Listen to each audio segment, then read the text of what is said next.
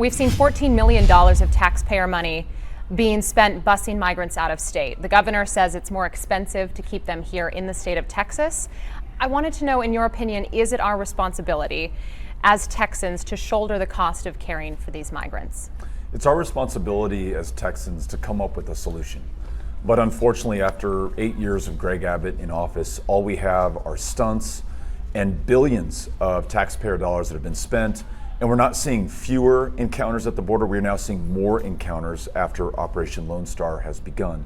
That's why I think we need real solutions like a Texas-based guest worker program that ensures that those in the construction industry, the restaurant industry, the agricultural industry, where we have demand for employees. Can you clarify your position on abortion, and do you support abortion up until the time of birth? I support Roe versus Wade, which has been the law of the land for nearly half a century.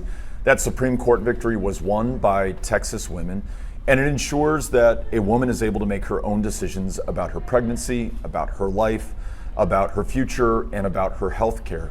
That was the standard we had for decades in this country. I want us to be able to return to that. You've met with families of Uvalde, many of whom are calling for gun reform, things like raising the purchasing age to 21, red flag laws, and universal background checks. Governor Abbott has said stricter gun laws would be challenged in court as unconstitutional. What gun reform changes would you propose that could stand a chance of getting through a strongly Republican-held legislature? I'm going to follow the lead of these families in Uvalde. They're asking that if someone in Texas wants to buy an AR-15 or an AK-47, that they be at least 21 years old, that we have a red flag law on the books so that if somebody has a firearm and is threatening to use it against somebody, perhaps a child in a school, law enforcement through due process can intervene before it's too late. And then a universal background check, which just simply means that if you buy a firearm in Texas, we're going to do some due diligence to make sure that you're not going to use that firearm against yourself, against someone in your life, or against somebody in our community.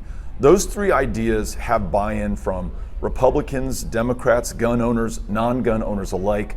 On this much, we can make progress and get something done. Latino voters, when we think of that voting bloc, they're critically important. And we've started to see a bit of a change in South Texas, right? So historically left-leaning Latinos are now shifting toward the Republican Party in some cases. And I'm curious, how are you connecting specifically with this group? I'm making sure that I show up everywhere for everyone. So 8 visits so far and counting to the Rio Grande Valley, to communities like Laredo. Here we are again in San Antonio, and we're out to meet everyone everywhere, writing nobody off, taking no one for granted. And that means talking about the issues that are important to all of us, including Latino voters, that are not simply immigration, which is what far too often Democrats will only talk about with Latino voters, but the economy, the quality of our schools, the ability to see a doctor, protecting a woman's right to choose, but the ability to deliver that message in English and also in Spanish. If you're elected, how do you plan to be effective as a governor with a largely Republican-controlled legislature? I served this state and my community in Congress for 6 years. I was a Democrat in the minority in that institution for every day that I served. And the only way I was able to deliver for veterans here in San Antonio and across the state was by reaching across the aisle and finding that Republican partner. Now that would necessitate consensus and sometimes compromise, often a 4-letter word in both of our parties, but it allowed us to get the job done and even to have that legislation signed into law by Donald Trump. So I will work with anyone, anytime, anywhere to advance the cause of Texas, and that means working with Republicans and Democrats alike. Let's talk about the economy. There's a lot of people suffering right now, especially in Texas. And your opponent is touting a strong economy here in the state compared to other states. And I'm wondering, what's your plan to continue strengthening the Texas economy and also to continue bringing jobs? We need to reduce the cost of doing business in the state of Texas. On average, taxpayers in Texas are paying more in taxes than our counterparts in California. Property taxes have gone up $20 billion since Greg Abbott was elected. Our energy bills were the 6th highest in the nation before his grid failure last winter. We're now seeing electricity bills up $45 per month per ratepayer across the state of Texas. So we expand Medicaid. We bring $10 billion back of our federal income taxes. We reduce property taxes related to indigent health care. We invest more at the state level for public schools. You've spent over $14 million busing migrants to major cities all across the United States. The move has been called a political stunt, and you're using taxpayer dollars to do it. Is there any type of budgetary cap in this regard? We should be spending nothing because Biden should be securing the border and enforcing the immigration laws. The only reason why we're having to spend anything is because Biden is not enforcing the law. So when you talk about cost saving, could that money, just the $14 million, let's say, could that money have been put to better use? When you consider the cost of having to deal with the illegal immigration crisis caused by Joe Biden, you're seeing whether it be Washington, D.C. or New York or Illinois, they're having to spend millions upon millions of dollars, far more than what we're spending to bust these migrants out of the state of Texas. Texas has one of the strictest abortion bans in the nation, which includes no exception for rape, no exception for incest. At the moment, the only option for an unwanted pregnancy is Plan B.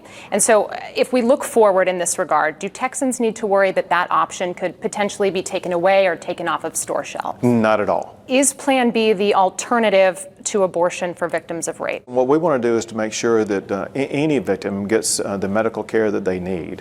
And part of that medical care will include the Plan B pill. At the same time, we want to provide them assistance. So there are things like prenatal and postpartum care. It's been almost 5 months since the massacre at Robb Elementary. Families say not enough has been done. About 35 of them are endorsing your political opponent, Beto O'Rourke.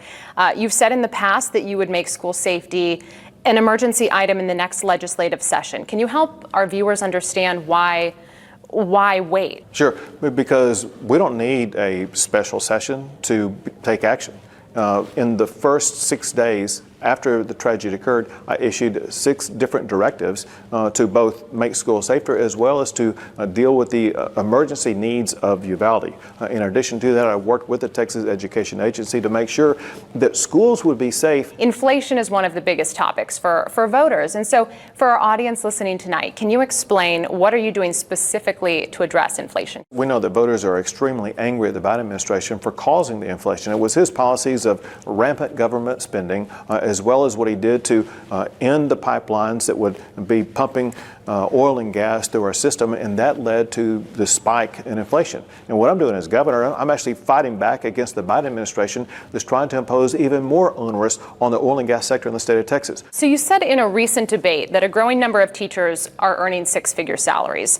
The Texas State Teachers Association is disputing this. They say 1/3 of 1% of teachers earn that amount of money. So you're being accused of diverting attention from the fact that the average teacher salary in the state of Texas is $7,500 lower than the national average. It's erroneous to use the national average because the cost of living is so much higher in California and New York and Illinois and things like that. The cost of living in the state of Texas is one of the lowest costs in the country.